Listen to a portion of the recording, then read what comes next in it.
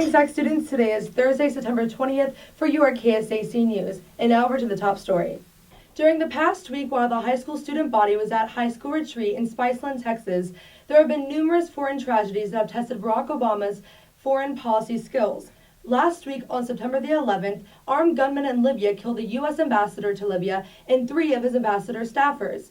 It is said that the armed group killed the U.S. ambassador and the 3 staffers to protest a film that was produced in the U.S. mocking the prominent Muslim prophet Muhammad. In addition to the same day, protesters in Egypt demonstrated outside of the U.S. Embassy, tearing down the American flag hanging outside of the U.S. Embassy, burning it and replacing it with a black flag declaring the Muslim creed of faith. There is no God but Allah, and Muhammad is his prophet. Now, there has been huge controversy as to whether the attacks were coincidental by starting in September 11th, Patriots' Day in America. UN Ambassador Susan Rice claimed that the attacks were spontaneous, but many strongly disagree with this hypothesis. Let's consider the factors that greatly question the spontaneous attacks assumption by Ambassador Rice, shall we? The attacks occurred on September the 11th, the 11th anniversary of the worst terrorist attack on American soil. 2 countries, which are predominantly Muslim, Libya and Egypt, both blame the reason of their protests on an anti-Muslim video, which has arguably low ratings on YouTube. What is even more coincidental is that both of the same countries attacked on the same day. And also, most spontaneous protesters don't just happen to be carrying fully loaded rocket launchers unless they plan an attack ahead of time. Back in the States, Obama's foreign policy has only appeared weaker throughout the tragic situation. The Obama administration's first response was to apologize for the film, which offended Muslims, sympathizing with the Egyptians and Libyans who waged the war themselves, even though 4 Americans were unjustly murdered. Although the Obama administration has received much criticism from citizens across the country for its weak first response in the Libya-Egypt affair, Obama has recently vowed and guaranteed the American people, after his apology, that the attackers will be brought to justice. These past few weeks, there has been a teacher strike in Chicago, and so far it has caused an uproar to the students and the parents. 350,000 students are missing school for the 2nd week, and the parents are not happy with the situation. This has been the first time in 25 years since the city teachers has made a strike. Some of the parents have sent their kids away because Chicago is known for its violent crime and gangs. Chicago is the nation's 3rd largest school district, and the average salary for a Chicago teacher is $76,000, which is the highest paid in the nation for a regular teacher. The teachers are upset because the mayor did not restore a 4% raise on their annual salary. The mayor of Chicago, Rahm Emanuel, is trying to put an end to the teacher strike by making it illegal for the teachers to go back for the teaching of students. Some parents understand the circumstances with the teachers and were sympathetic. One of the schools of the district kept it open during the strike to provide meals and supervision for the students. While the teachers think they are making a difference, the parents want the teachers to stay quiet and go back into teaching their children to get an education. What do you think about the strike? Go to sacsbroadcast.com, take this week's poll, and voice your opinion. Well, I'm Jessica Renteria with your KSAC News, and now over to Amanda with the sports.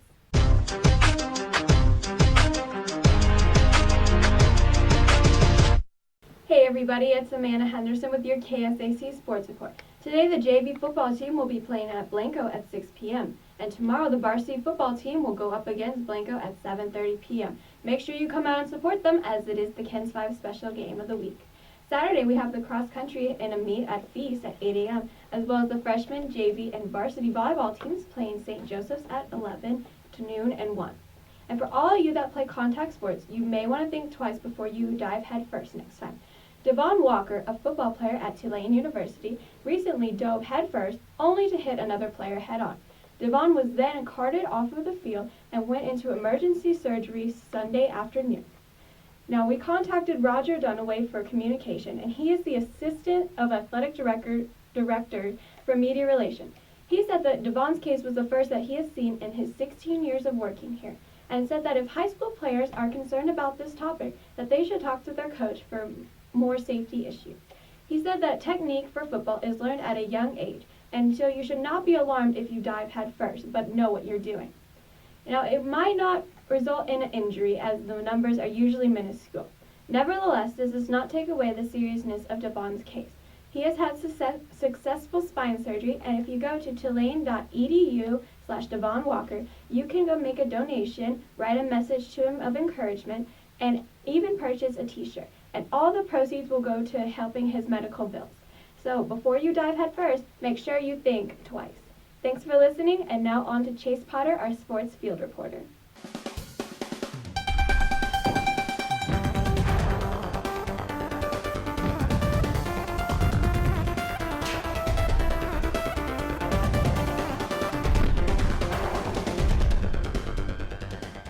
Hey, this is Chase Potter. I'm here with founder, head coach, and superstar of your Sex Rugby Club, Gert.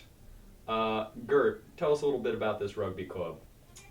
It started when we were at a retreat. A couple people didn't know I played rugby, and they thought it was really cool, and they said I should start a club. So that's how it started, basically. Interesting. So what exactly qualifies you as head coach and founder? What qualifies me as head coach is I've had 2 years of previous rugby experience, and I don't think anyone at SACS besides me has played rugby as much as I did. So, Valid point. Define rugby in 3 words. trying to kill people, which is 4 words, but All right, that's 4 words. Very good, though. Very good. Thank you very much. Now, if people want to go play rugby, how many people are you looking for here, Gert? I'm looking anywhere from around 14 to 30. 14 to 30. That is high expectations. I suppose, but I think rugby could be a popular sport in SACS. All right, so where do people go if they want to play? Our first meeting is going to be this Friday during lunch at the gazebo. At the gazebo.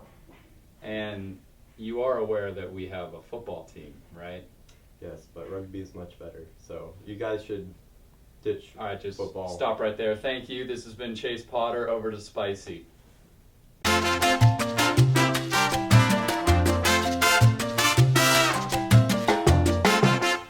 Good morning, students. This is Spicy here with your KSAC weather report.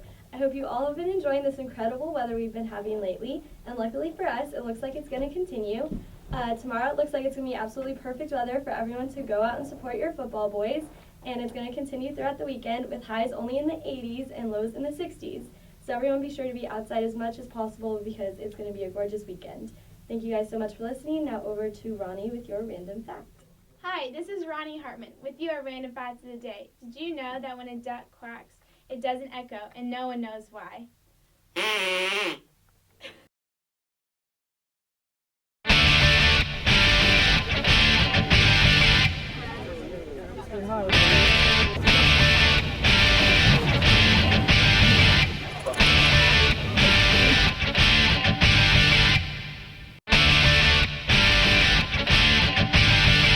don't put that on anything.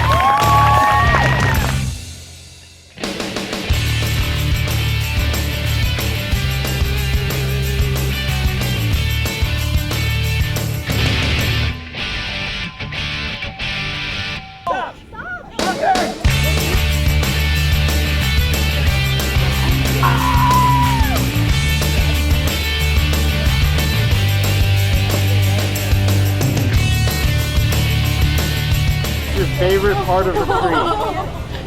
The bus ride with Alexa.